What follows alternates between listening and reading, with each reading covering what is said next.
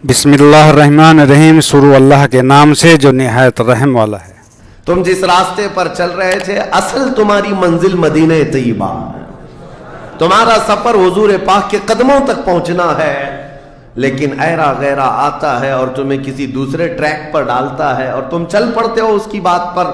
इसीलिए कुरान ने कहा, ये धोखे के अलावा कुछ नहीं मिलता। यहां पर दुनिया और दुनियादारों पर तुम कभी भरोसा न करना, तुम अपनी मंजिल पर हमेशा तवज्जो रखना। तुम्हारी मंजिल ये नहीं है।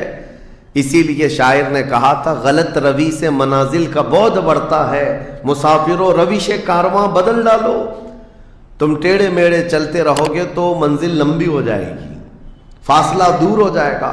इसलिए चलने का तरीका बदल डालो, तुम्हारा सफर आसान भी हो जाएगा और मंजिल जल्दी पहुंच जाओगे।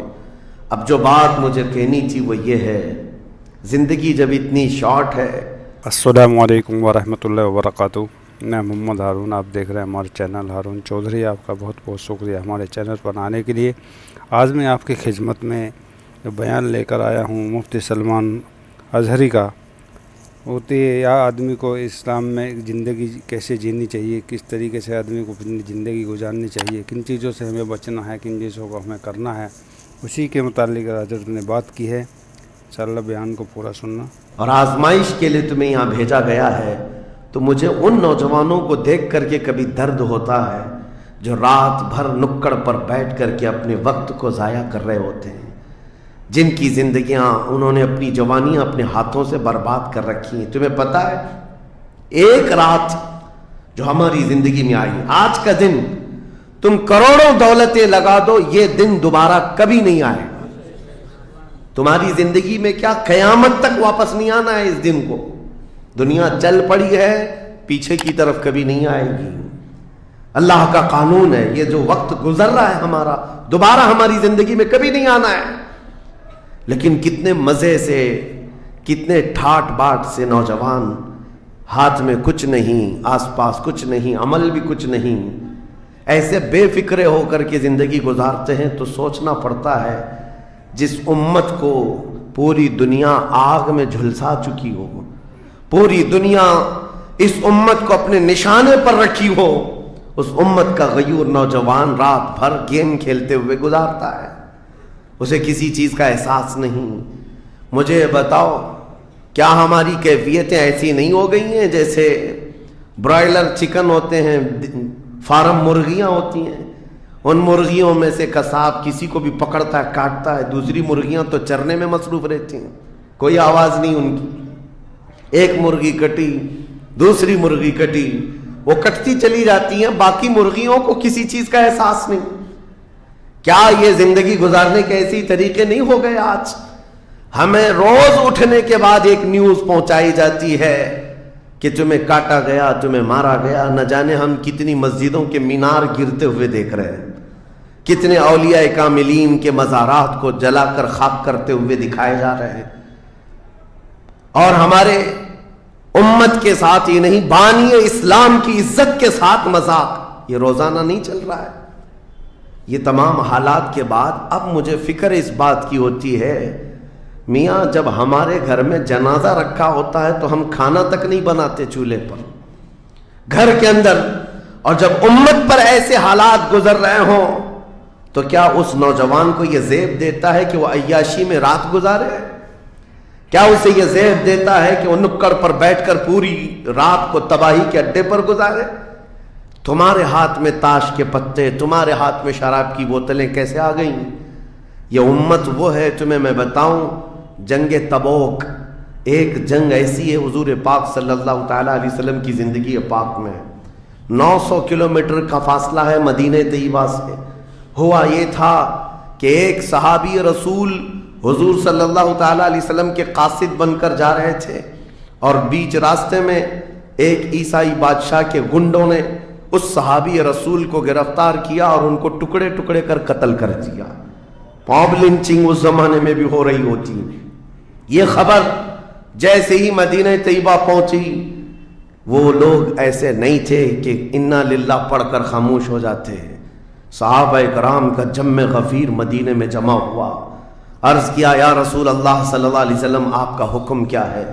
نبی کریم صلی اللہ تعالیٰ علیہ وسلم نے صحابہ کرام کو بھیجا، اس میں سپہ سالار کی تعداد کئی صحابہ کی تھی، اور جب یہ لشکر جرار مدینہ طیبہ سے نکلا 900 کلومیٹر دور چل کر کے گئے، اور وہاں جا کر کے جن لوگوں نے حضور کے ایک غلام پر ہاتھ اٹھایا تھا ان کے بخیے کھڑا کر دیے، اور ان کو الٹ پلٹ کر کے آئے اور لوگوں کو یہ میسج دیا تھا کبھی حضور کے غلاموں کی طرف چھیڑخانی نہ کرنا ورنہ پورا مدینہ باہر آ جائے گا۔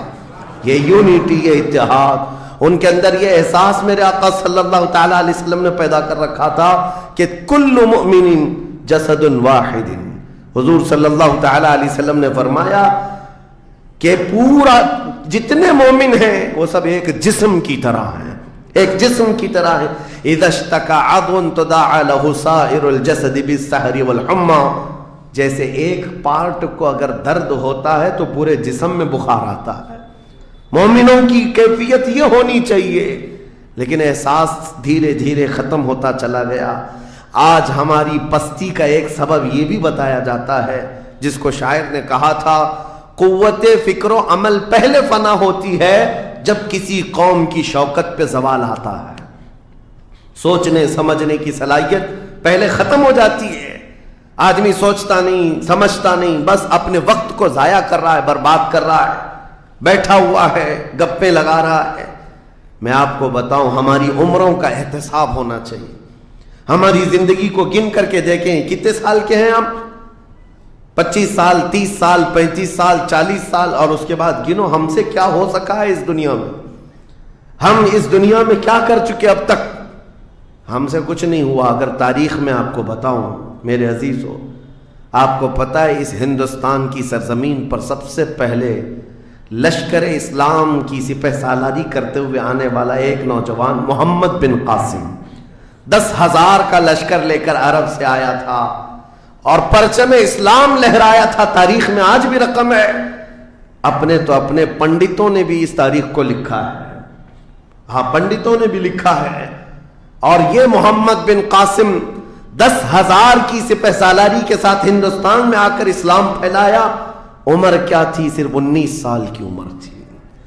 19 سال کی عمر میں یہ عظیم کارنامہ انجام دینے والا، انہوں نے اپنی عمر کا صحیح استعمال کیا، اپنی ایج کو برباد نہیں کیا، ضائع نہیں کیا۔ طارق بن زیاد، جس کا یورپ بھی قائل ہے، جبل الطارق آج بھی ایک مقام ہے یورپ میں جس کو جبرالٹر کہا جاتا ہے، یہ حضرت طارق بن زیاد کے نام سے ہے۔ یہ پہلا سپہ سالار ہے جس نے پوری دنیا کے سامنے وہ عزم پیش کیا تھا۔ یورپ کی سرزمین پر جب کشتیاں لے کر پہنچے تھے یہ مومنین کی تعداد، وہ طارق بن زیاد ہی ہے جس نے پوری کشتیوں کو آگ لگا دیا تھا، کہا تھا کہ ہم پیچھے مڑ کر جانے والوں میں سے نہیں ہیں۔ جتنے ساتھ آئے تھے سمندر پار کر کے، کشتیوں کا سفر تھا، کشتیاں لکڑی کی بنی ہوئی، آگ لگا دیا اور کہا اب اس عزم کے ساتھ اترو، یا تو ہماری قبر بنے گی یا تو ہمارا جھنڈا لہرائے گا۔ میرے عزیزو، عمر 22 سال کی تھی طارق بن زیاد، اور ایک دو نہیں، میں تمہارے سامنے مثالیں رکھوں۔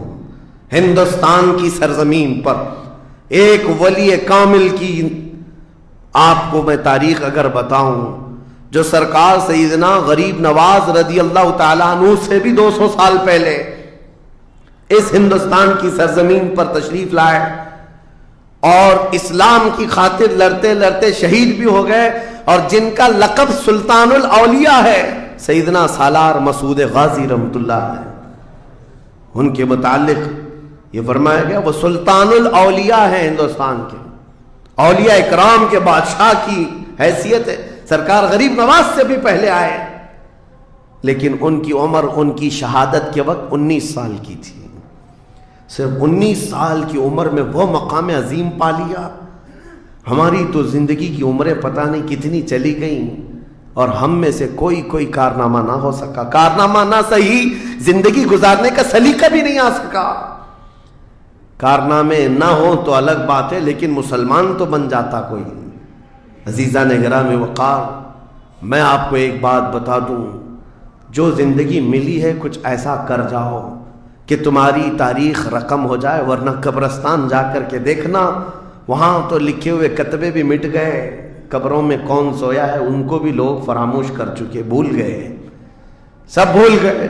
لیکن کچھ ہستیاں ہیں جو ہمیشہ آباد رہتی ہیں، یہ وہ لوگ ہیں جنہوں نے اس روئے زمین پر اپنی ذات کے لیے نہیں، اللہ کی رضا کے لیے جیا کرتے تھے۔ کس نے اس دنیا میں تمہیں ملوث کیا ہے؟ یہ وہ قوم ہے جو قیصر و کسریٰ کو گھٹنے پر لے آئی تھی، یہ وہ قوم ہے جس نے دریائے دجلہ میں گھوڑے دوڑا دیے تھے، یہ وہ قوم ہے جس نے افریقہ کی جنگلوں میں بھی اذانیں دی تھی، یہ وہ قوم ہے جس نے یورپ کے کلیساؤں میں کلمہ توحید کو بلند کیا تھا۔ لیکن آج اسی قوم کی حال یہ ہے کہ دنیا ہر گھڑی ہمارے اعمال کو نشانہ بنا کر کے ہمیں ڈیگریڈ کرتی جا رہی ہے۔ سمجھ جاؤ میرے عزیزو، کب تک اس زندگی کا اس طرح سے چلے گا؟ کیونکہ میرے آقا صلی اللہ تعالیٰ علیہ وسلم کو آج آپ کے سامنے میں یہ بات رکھتا ہوں، حضور اکرم صلی اللہ تعالیٰ علیہ وسلم کو آپ کیا سمجھتے ہیں؟ اپنی قبر انور میں وہ زندہ ہیں؟ ہم تو سنی ہیں۔ حضور اکرم صلی اللہ تعالیٰ علیہ وسلم اپنی قبر پاک میں زندہ ہیں، لیکن یہ بات بھی سمجھ کے چلو، حضور نے فرمایا ہر جمعرات کو میری پوری امت کے اعمال میرے پاس پیش کیے جاتے ہیں، تم میں سے، ہم میں سے، سب کے اعمال ہر جمعرات کو حضور کے پاس فرشتے سناتے ہیں، فلاں بن فلاں نے ہفتہ بھر یہ کام کیا ہے۔ حضور فرماتے ہیں اگر برے اعمال پیش ہوتے ہیں تو مجھے غم ہوتا ہے، میں استغفار کرتا ہوں اللہ کی بارگاہ میں، اور اچھے اعمال آتے ہیں تو شکر بجا لاتا ہوں، اس کے لیے دعا کرتا ہوں۔ عزیزان گرامی وقار، کبھی پلٹ کر کے زندگی میں دیکھنا کتنے جمعرات ایسی چلی گئی ہوں گی جس میں ہمارے کون سے اعمال فرشتے لے جا کر کے سنا رہے ہوں گے۔ حضور اکرم صلی اللہ تعالیٰ علیہ وسلم کی بارگاہ میں جب ہمارے اعمال یہ کہہ کر سنائے جائیں، آقا آپ کا فلاں امتی بے خبر ہے، نہ نماز پڑھتا ہے، نہ ہی آپ پر درود پڑھتا ہے، نہ ہی وہ کبھی نیکیوں کی طرف آتا ہے، وہ تو گانوں کی دھن پر جی رہا ہے، صبح اٹھتا ہے، شام ہوتی ہے تو اس کو تو فلموں کے نغمے یاد ہیں، آپ کا کوئی قول یاد نہیں۔ بتاؤ میرے آقا صلی اللہ تعالیٰ علیہ وسلم کو فرشتے جب ہمارے متعلق یہ خبر دے رہے ہو، کیا حضور پاک صلی اللہ تعالیٰ علیہ وسلم کو اس بات کا قلق نہیں ہوتا؟ یہ وہ امت ہے جس کے لیے میں رات رات بھر کھڑے ہو کر دعا کرتا تھا، آج یہ ہم کو فراموش کی ہوئی ہے۔ زندگی گزارنے کا مقصد سمجھ جاؤ میرے عزیزوں، اسی لیے میں آپ کو کہتا ہوں کہ زندگی یہ نہیں ہے، حضور تاج الشریعہ رحمۃ اللہ علیہ نے فرمایا زندگی یہ نہیں ہے کسی کی کسی کے لیے، زندگی ہے نبی کی نبی کے لیے، نہ سمجھ مرتے ہیں زندگی کے لیے، جینا مرنا ہے سب کچھ نبی کے لیے۔ جو لوگ یہ سمجھ جائیں اس نقطے کو، انہوں نے زندگی کی مرادوں کو پا لیا ہے، وہ حصولیاب ہو چکے ہیں۔ لیکن جو اب تک بھٹکے ہوئے ہیں ان کو میں دعوت فکر دوں گا، ایک بار سوچ لو، ایک بار سوچ لو، ویسے ہی دنیا ختم ہونے والی ہے اور تمہاری موت آنے والی ہے، ایک بار سوچ لو، ایک بار سوچ لو کہ ہمارے ساتھ آخرت میں ہونا کیا ہے، قبر میں ہمارے ساتھ بیٹھنے والا کون ہے، ہمارے ساتھ تنہائی کا نگہبان کون ہے، اور محشر کے اس بھرے میدان میں ہمارا ہاتھ پکڑنے والا کون ہے۔ جب بار بار یہ سوچو گے تو اس فکر کو پہنچو گے کہ وہ صرف اور صرف ایک ہی ذات ہے، کون دیتا ہے دینے کو منہ چاہیے، دینے والا ہے سچا۔ حضور پاک صلی اللہ تعالیٰ علیہ وسلم کی طرف لو لگا دو۔ اس کو جن لوگوں نے اپنی زندگی میں پہچان لیا وہ امام اہل سنت بن گئے، مجدد وقت بن گئے۔ اعلیٰ حضرت امام اہل سنت فاضل بریلوی رحمۃ اللہ تعالیٰ علیہ کے متعلق ایک بات میں آپ سے کہوں، وہ بڑے عالم تھے، بڑے فقیہ تھے، بڑے محدث تھے، اور بہت سارے علوم پر انہیں مہارت تامہ حاصل تھی، سب اپنی جگہ پر، لیکن یہ سارے علوم نے مل کر اعلیٰ حضرت کو اعلیٰ حضرت نہیں بنایا۔ ان کو اعلیٰ حضرت بنانے والی چیز حقیقت میں عشق رسول ہے۔ حضور پاک صلی اللہ تعالیٰ علیہ وسلم سے بے انتہا لگاؤ یہ مقام پیدا کر دیتا ہے، یہ مقام، ورنہ عالم تو بہت سارے، کتابیں لکھنے والے بھی بہت سارے ہیں، لیکن جس نے عشق کی بولی بولی دنیا اس کو پہچاننے لگ جاتی ہے، دنیا اسے پہچاننے لگ جاتی ہے۔ زندگی کا مقصد وہ سمجھ گئے کہ ان کی غلامی کرنے میں ہی یہاں پر عروج و ترقی ہے۔ اسی کو خانوادہ اعلیٰ حضرت سے ان کے پوتوں تک بھی یہ فکر پہنچی۔ تاج الشریعہ نے فرمایا بلہوس سن سیم و زر کی بندگی اچھی نہیں، ان کے در کی بھیک اچھی سروری اچھی نہیں۔ تم جو سوچ رہے ہو زندگی کے طور طریقے ایسے ہونے چاہیے ویسے ہونے چاہیے، گزار لو جتنے دن چاہے، بڑے بڑے بنگلوں میں، بڑی بڑی گاڑیوں میں، بڑی جائیدادوں میں، لیکن زندگی میں وہ عزت نہ پاؤ گے جو میرے مصطفیٰ کے قدموں میں ملے گی، جو حضور کی غلامی میں ملے گی وہ عزت نہیں پا سکتے۔ عزیزان گرامی وقار، نبی کریم صلی اللہ تعالیٰ علیہ وسلم کے ان صحابہ کو دیکھتے ہیں جنہوں نے زندگی کو ضائع نہیں کیا، ایک پل بھی ضائع نہیں کیا۔ آج میں آپ کو اسی لیے کہہ رہا ہوں موت آنے والی ہے، اس سے پہلے ایک وقت بھی، ایک لمحہ بھی ضائع ہونے مت دینا، برباد ہونے مت دینا۔ جو وقت ہے، میں مصر میں دیکھتا تھا بسوں میں بھی اور کبھی کبھار ٹکٹ کاؤنٹر پہ جو لائن لگی رہتی تھی، ایک اسٹیکر لگایا گیا تھا، اکثر جگہوں پر یہ اسٹیکر پڑھنے کو ملتا تھا، اجعلوا الانتظار فی الاستغفار، یہ جو ویٹنگ ٹائم ہے اس کو خالی کھڑے ہو کر کے مت گزارو، اتنی دیر استغفار کرو اور درود پاک تو پڑھو، وقت کو ضائع نہ کرو۔ تمہارے پاس اللہ نے وقت دیا، بیٹھے ہو تو پڑھو، کھڑے ہو تو پڑھو، کیونکہ یہ وقت تمہارا بربادی میں نہیں لکھا جائے گا، تمہارا یہ وقت ضائع کرنے والوں میں نہیں لکھا جائے گا۔ عزیزان گرامی وقار، آپ کو میں ایک بات بتا دوں، جن لوگوں نے اپنی زندگیوں میں بڑے بڑے محلات بنائے، آج ان کے لیے بھی تاریخ ہے، مگر کس انداز سے، کس انداز سے۔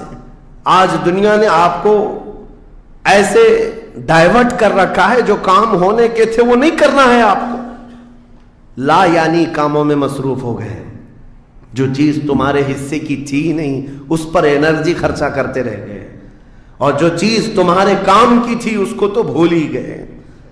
آپ کو میں ایک بات بتا دوں، ہو سکتا ہے شاہ جہاں نے تاج محل بنایا اور پھر بادشاہ قطب الدین کے زمانے کے نشانیاں موجود ہیں، لال قلعے بن گئے، قطب مینار بن گیا، بڑی بڑی عمارتیں ہیں، لوگ اوپر سے نیچے دیکھنے کے لیے آتے ہیں، لیکن میں یہ کہتا ہوں یہ کوئی کمال کی چیزیں تھی نہیں، کمال کی چیزیں تھی نہیں۔ لاکھوں لوگوں کی محنتیں بھی لگی، پیسہ بھی لگا اور بڑی عمارتیں کھڑی کر کے چلے گئے۔ ہزاروں کی تعداد میں تاج محل میں لوگ جاتے ہوں گے، تاریخ تو لوگوں کو تھوڑی بہت تو پتہ ہوگی کہ اپنی بیگم کی محبت میں بنایا ہوا ایک محل ہے اور بیگم کی قبر بھی وہاں ہے، لیکن جانے والے کبھی کسی کو سنا ہی نہیں کہ ایک فاتحہ بھی کوئی پڑھتا ہوا نظر آتا ہے۔ وہ تو پکنک پوائنٹ ہے، ٹورسٹ ایریا ہے، جائے دیکھے آئے۔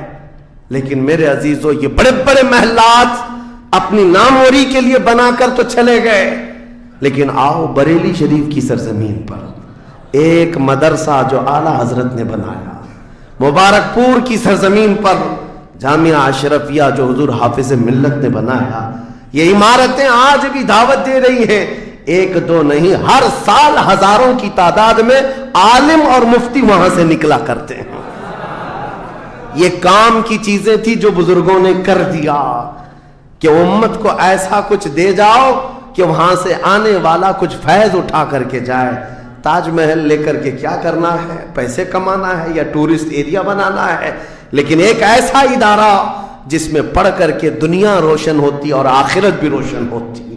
ہم سنیوں کے ہاں یہ چیزوں کی ضرورت تھی، ہمیں لا یعنی چیزوں میں مصروف کر دیا گیا ہے۔ میں اب تو آپ کو پتہ ہی ہوگا، مجھے تو جلسوں والا آدمی بنا دیا گیا، جہاں دیکھو پروگرام جلسے۔ میں اصل میں جلسوں والا آدمی تھا ہی نہیں، میں فیلڈ ورک کرنا پسند کرتا ہوں، کسی علاقے میں رہ کر کے قرآن کی تفسیر کرنا اور لوگوں کے درمیان رہنا۔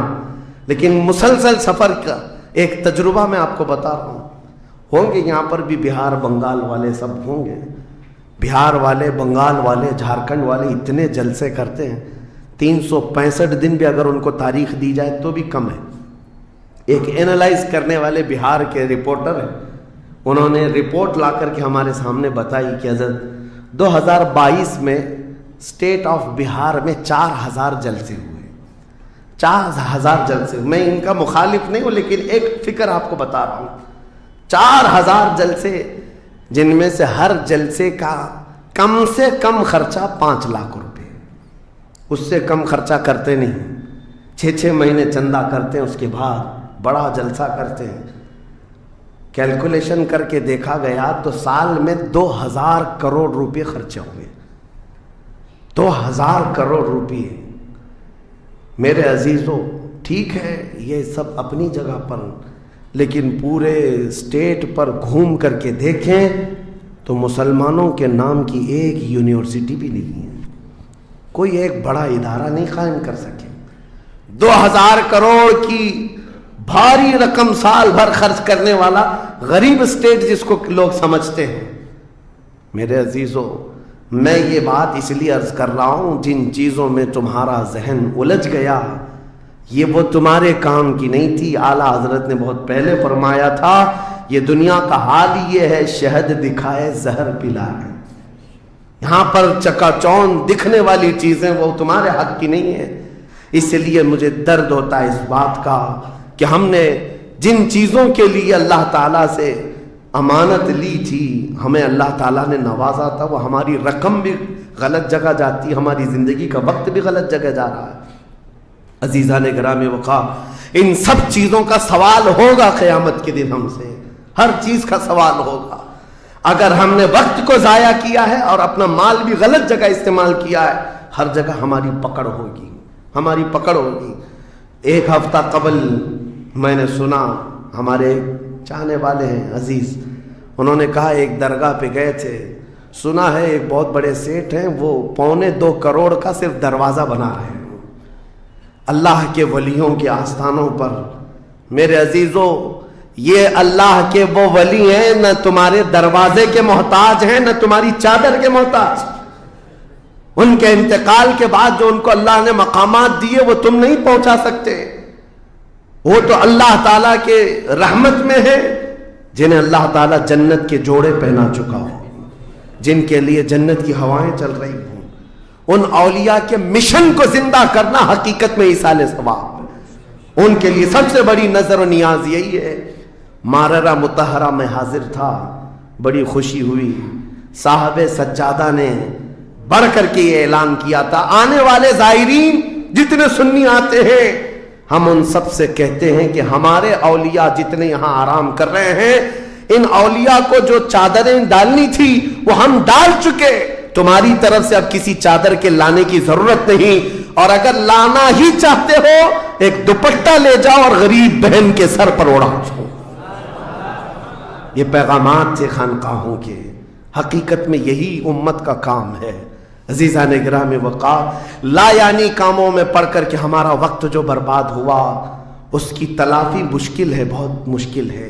اس لیے میں صرف یہ میسج دینا چاہوں گا کہ زندگی کے اس پوائنٹ پر آج ہم آ چکے ہیں جہاں آندھیاں طوفان ہر طرح سے ایک بہت بڑی آزمائش میں ہم گرفتار ہیں. کن کن چیزوں کا علاج کیا جائے سمجھ میں نہیں آتا. کبھی کبھار میں بیٹھ کر سوچتا ہوں, گھر میں اگر گیس کا پائپ بھی لیک ہو گیا, آگ بھی لگی ہے, پانی کا پورا فوارہ بھی آ رہا ہو, کچرا بھی گرا ہو, تو آدمی سوچنے لگ جاتا ہے کس چیز کو روکوں, پانی کو روکوں, گیس کو روکوں, آگ کو روکوں, کچرا اٹھاؤں, کیا کروں سمجھ میں نہیں آتا. یہ حالات آج ہمارے ساتھ ایسی ہو گئے, ہم کن کن چیزوں کا مقابلہ کریں سمجھ میں نہیں آتا. اور پھر اس پر مزید جب ہم اپنی قوم کی طرف دیکھتے ہیں, یہ تو گیم چلاتے ہوئے مزے سے بیٹھے ہوئے ہیں, ایسا لگتا ہے انہیں کسی چیز کی فکر ہی نہیں. شاعر نے کہا تھا, جگہ جگہ کے تھک چکے ہیں تمہیں یہ ہنگامے, نشاط لذت خواب گراں بدل ڈالو, اٹھو وہ گر نہ حشر نہ ہوگا پھر کبھی, دوڑو کہ زمانہ چال اپنی چل گیا. میرے عزیزوں, بس وقت کا احساس تمہارے اندر آ جائے, ضائع نہ کرو. میرے آقا صلی اللہ تعالیٰ علیہ وسلم کی ایک بات میں تمہیں بتا دیتا ہوں. آپ یہ سوچتے ہیں بہت سارے نوجوان خالی فالتو اسی لیے بیٹھے ہوئے, میرے سٹیٹس کے مطابق کام نہیں ملتا, میرے سٹینڈرڈ کے مطابق مجھے کام نہیں ملتا. برباد کیے جا رہے ہیں اپنی زندگی اور لوگوں پر بوجھ بنے ہوئے ہیں. میں ان کے بارے میں بتاتا ہوں. سید الانبیاء رسول مختار صلی اللہ تعالی علیہ وسلم اگر وہ چاہیں تو روزانہ ان کے گھر جنت کا دسترخوان اترے. اگر وہ چاہیں تو سونے اور چاندی کے محلات میں زندگی گزاریں. لیکن جانتے ہو نبی کریم صلی اللہ علیہ وسلم ایک دن سیدہ فاطمہ الزہرا کے گھر آئے. دیکھا حسنین کریمین تاک میں دبکے ہوئے بیٹھے, پیٹ پیٹ سے لگا ہوا ہے, آنکھیں اندر ہے. حضرت فاطمہ بھی بیٹھی ہوئی, آواز کسی کی نہیں. حضور رحمت عالم صلی اللہ علیہ وسلم نے پوچھا فاطمہ کیا حال ہے, گھر میں خاموشی کیوں ہے؟ سیدہ کائنات نے کہا ابا جان پچھلے 4 دن سے ہمارے گھر میں کوئی کھانا نہیں. حضور پاک صلی اللہ تعالی علیہ وسلم نے یہ نہیں فرمایا کہ ابھی بلاتا ہوں جبرائیل کو, ابھی دسترخوان لاؤ, ابھی میرے گھر کے کھانے کے انتظامات کرو. چاہتے تو حضور آرڈر دے دیتے, ساری نعمتیں آ جاتی. لیکن حضور نے کیا فرمایا سنو. فاطمہ الزہرا سلام اللہ علیہا سے کہتے فاطمہ انتظار کرو, تمہارا بابا جائے گا. یعنی خود اپنے بارے میں کہتے میں جاتا ہوں, دیکھتا ہوں کوئی مزدوری مل جائے, میں کام کر کے اپنے بچوں کو کھانا لے کر کے آؤں گا, کام کر کے کھانا لاؤں گا, مانگ کر کے نہیں. حضور رحمت عالم صلی اللہ تعالی علیہ وسلم جو سید الانبیاء ہیں, جن کے قدموں کا بوسہ جبرائیل امین لیتے ہوں, وہ چل کر کے مدینے کے باہر آئے. گرمی کی تپش الگ ہے, دھوپ ہے, باہر آئے. ایک باغیچہ تھا جس میں مالی کام کر رہا تھا, باغبان. حضور رحمت عالم صلی اللہ علیہ وسلم اس کے پاس جا کر پوچھتے ہیں تیرے باغیچے میں کوئی کام کرنے کے لیے ہے, کام مل سکتا ہے؟ اس نے کہا ہاں کام مل سکتا ہے, آؤ میرے باغیچے میں کنواں ہے, ڈول ڈالو, پانی اٹھاؤ, ایک درخت کو پانی ڈال دینا, بدلے میں 2 کھجوریں دوں گا, اجرت صرف 2 کھجوریں. رسول رحمت صلی اللہ تعالی علیہ وسلم فرماتے مجھے منظور ہے. گئے اور جا کر اپنے ہاتھ سے رسی لے کر ڈول کنویں میں ڈالا, پانی کھینچتے تھے. جب ڈول بھر کر آتا اپنے کندھے پر اٹھاتے اور درخت پر لے جا کر پانی ڈال کر آتے. ایک درخت پر ایک مٹکا, ایک ڈول پانی ڈالا تو مالک نے 2 کھجوریں دی, باغیچے کے مالی نے 2 کھجوریں دیں. دوسرا ڈول اٹھایا, پھر کھجوریں ملی. تیسرا ڈول اٹھایا, 6 کھجوریں لی. چوتھا ڈول حضور نے ڈالا تھا کہ رسی ٹوٹ گئی, ڈول کنویں میں گر گیا. باغیچے کا مالک یہ دیکھتا ہے, وہ پہچانتا نہیں تھا. غصے میں آتے ہی سیدھے حضور پر ہاتھ اٹھا دیا, کہا کہ تمہیں کام نہیں آتا, میری رسی توڑ دیا. رسول کریم صلی اللہ تعالی علیہ وسلم نے پلٹ کر کچھ نہیں کہا. وہ رحمت عالم صلی اللہ تعالی علیہ وسلم تھے. وہ 6 کھجوریں لے کر کے واپس مدینے آئے. کہا فاطمہ کہاں ہیں بچے, کہاں ہیں؟ یہی 6 کھجوریں حضور نے لا کر اپنے منہ سے چبا کر ان بچوں کے منہ میں ڈالا اور کہا آج تک روئے زمین پر کوئی نبی ایسا نہیں آیا, 1,24,000 کم و بیش نبیوں میں ہر نبی نے اپنے ہاتھوں کی کمائی کھائی ہے, اپنے عمل کی کمائی کھائی ہے. رحمت عالم صلی اللہ تعالی علیہ وسلم نے جب وہ مالک کل ہے, بلکہ جنت کی چابیوں کے مالک, ساری زمینوں کے خزانوں کے مالک, کل جہاں ملک اور جو کی روٹی غذا, اس شکم کی قناعت پہ لاکھوں سلام. وہ لمبے لمبے ہاتھوں سے بھیک دینے والے آقا, سب کچھ ہونے کے باوجود اگر کسی ایک باغیچے میں ڈول اٹھا کر پانی بھرتے ہوں تو اسی لیے نہیں کہ ان کے ہاں کوئی مجبوری تھی, بلکہ امت کو یہ درس دینا تھا, اے امت کے غیور نوجوانوں, تم کبھی خالی نہ بیٹھنا, مجھے دیکھنا اور عمل کرتے رہنا, اور اللہ تعالیٰ تمہیں دروازے رزق کے ضرور کھولے. خالی بیٹھے ہوئے وقت برباد کرنے والے لوگوں کو میں اکثر یہ بات سناتا ہوں, اے میرے عزیزوں, مسلمان محلوں میں جہاں سے بھی گزرو حال یہی ہے, رات کو 4 بجے تک ان کے ہاں روشنیاں کس بات کے لیے, میاں کیا فکر ہو رہی ہے, کس بات کی یہاں میٹنگ چل رہی ہے, چرچے کس بات کے, امت کی تباہی کے چرچے, किस बात के गप्पे लग रही होती हैं? कुछ नहीं। उन दूसरी कौमों को देखो जो फजर से पहले उठकर कामों पर भाग जाती हैं, सूरज डूबने से पहले वो घरों पर आ जाते हैं।